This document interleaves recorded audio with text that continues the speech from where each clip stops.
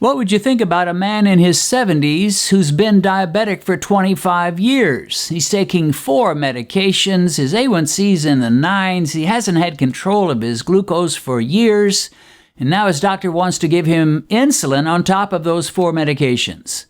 Most people would say there's not much hope for that guy. But this man found the answer, and he got his A1C down into the 5s in 6 short months. And we'll also look at a thief who wants to sneak into your life wearing a disguise and spoil your glucose levels and ruin your health. Who is this guy? What is his disguise?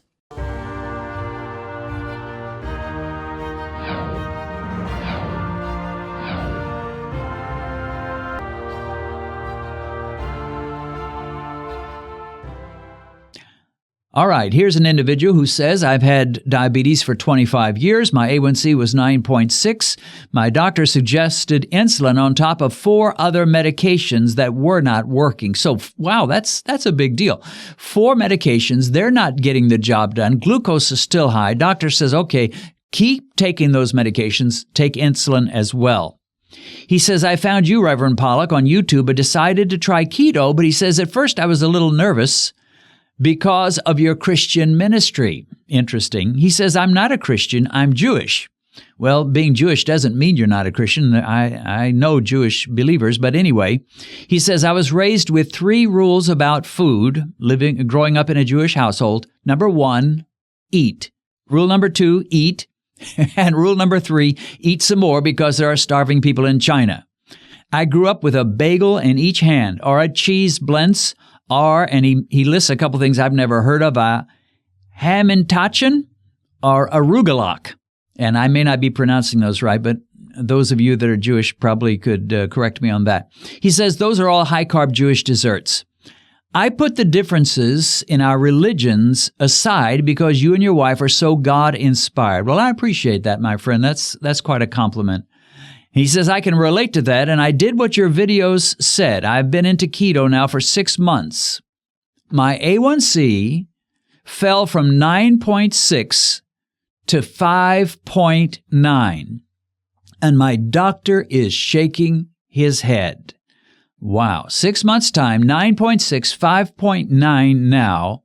Doctor, he says, my doctor can't believe it. He thought the test was wrong. I've lost 35 pounds. My lipid panel is excellent. My doctor said it was better than his, and he takes statins.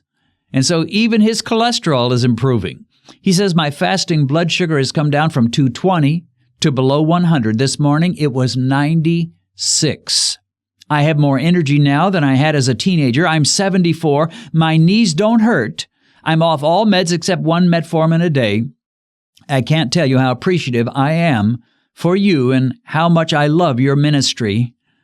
This is just lovely. He says, the only thing I'm not doing is eating bacon. Well, you go right ahead, my friend. There's no law that says you got to eat bacon, that's for sure. He says, thanks again. He gives his name.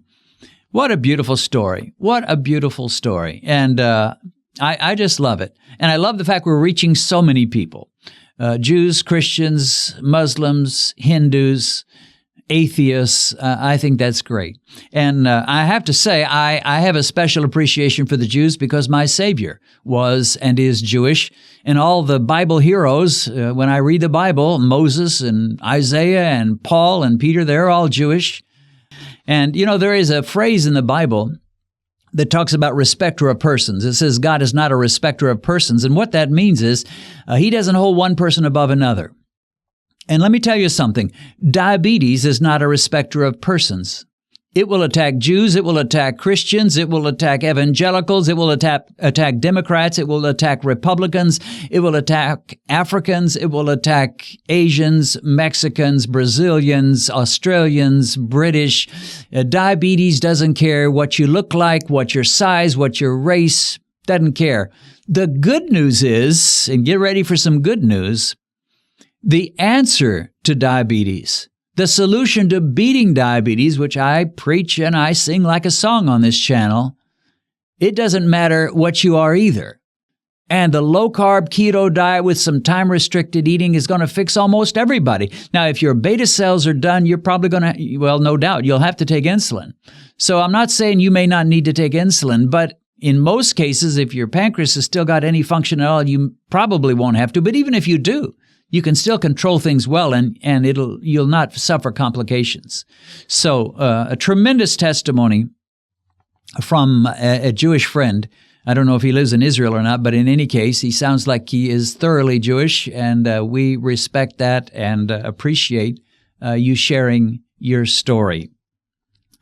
All right, here's a person who deals with the ongoing controversy over oatmeal. It's not a controversy as far as I'm concerned, but for some people it's controversial because they've heard it again and again and again and again. Oatmeal is good for you. Oatmeal is healthy. Oatmeal is the best food in the world. It's a superfood. So this person says, let's face it, from a culinary perspective, plain oatmeal is about as appetizing as a glass of water. The only reason people, myself included, love oatmeal is because it is the perfect delivery system for sugar, raisins, cinnamon, and so forth. So basically what we're having for breakfast is oatmeal cookies in a bowl, all in the name of health. Well, that's exactly right. Almost nobody would eat oatmeal without anything added to it. Just plain oatmeal. Now, I said almost because I know if I ever say nobody, somebody will leave a comment and say, oh, I eat that all the time. I've learned that, we have enough people watching that there'll always be a few that are the exception, but almost nobody would eat plain oatmeal with nothing added at all. Now, granted, you could add some heavy cream and some stevia and get it tasting pretty good without adding to the carbs and adding to the blood sugar spike. But the oatmeal in itself has enough carbs in it that it's going to spike your blood sugar pretty good. Depending on the size, of course. You can always whittle it down to a small enough size that you can manage it.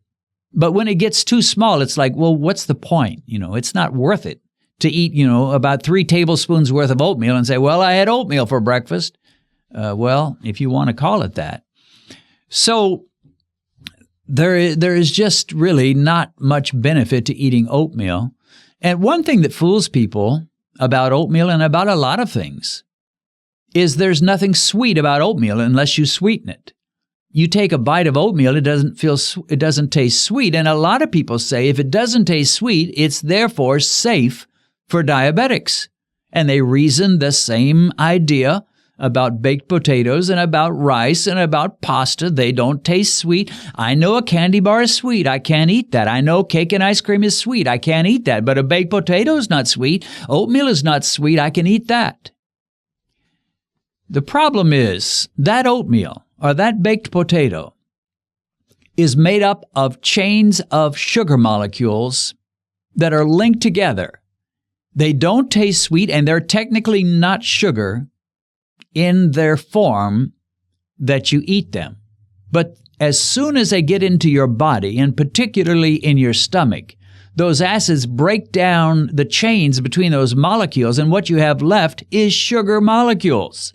So oatmeal is sugar in disguise. It's the sugar with the fake glasses and the fake mustache on, passing itself as a non-sugar food.